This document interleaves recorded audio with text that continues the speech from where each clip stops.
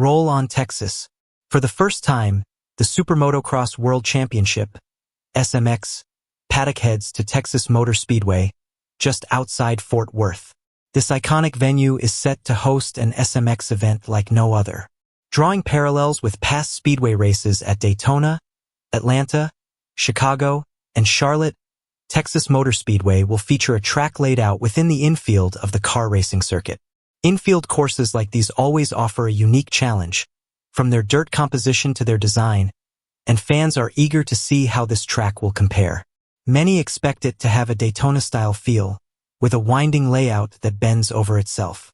However, one major difference will be the dirt. Where Daytona has black sand, Texas will likely feature more compact clay sections. How will that impact the racing? It's a question we'll be asking all weekend. The harder, more compact dirt could create a faster track with sharper bumps, especially under the scorching 100-degree temperatures expected on Saturday. Suspension setup is sure to be a hot topic, with many SX-style obstacles mixed with high speeds on the track. Jet Lawrence made a spectacular return to form, winning the Charlotte round of the SMX series. Despite having only 3 weeks of riding under his belt following his injury, Jet's performance was nothing short of sensational. It's clear that even after a UCL surgery, Lawrence is still at the top of his game.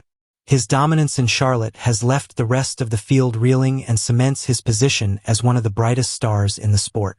Many expected Jet to struggle after his time off the bike, but he proved all doubters wrong with an emphatic performance. As he builds back his form, fans are left wondering just how high his ceiling truly is. Eli Tomac also had a standout day, going 1-2 across the motos. This performance is arguably Tomac's second-best showing of the 2024 season.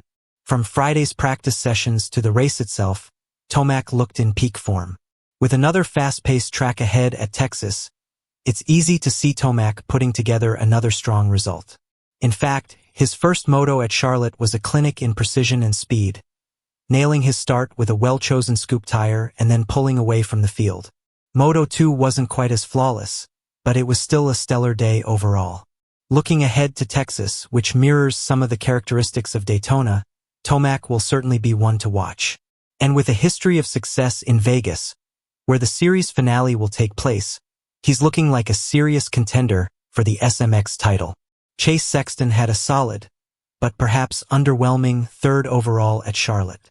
Many expected Sexton to be in contention for the win, especially given his form throughout the year. However, he couldn't seem to find his rhythm on Saturday. In both motos, Sexton struggled to get past Tomac and Lawrence, even during his strongest stretches. In the first moto, his rhythm section mistakes were particularly costly, with both Jet and Hunter Lawrence clearly having the upper hand in those key moments. While third overall isn't a bad result, it feels like a missed opportunity for Sexton. He'll certainly be looking for redemption in Texas, where he'll aim to eliminate the small errors that cost him in Charlotte. Cooper Webb, making his return to racing, had a difficult day at Charlotte.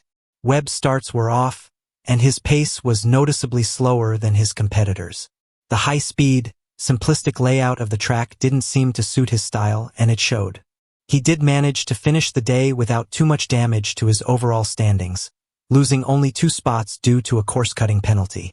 However, he looked like a shadow of his pre-injury form.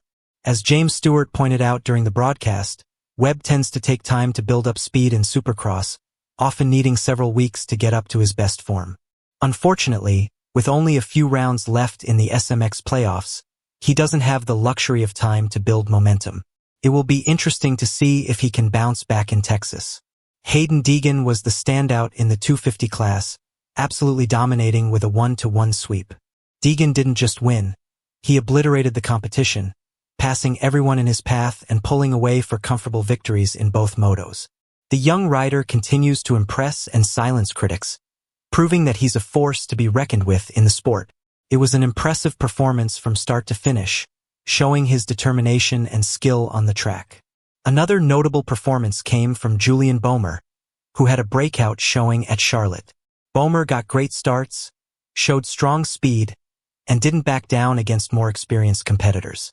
It was clear that he was less surprised by his performance than anyone else. For a rider relatively new to the spotlight, he handled the pressure with confidence and maturity.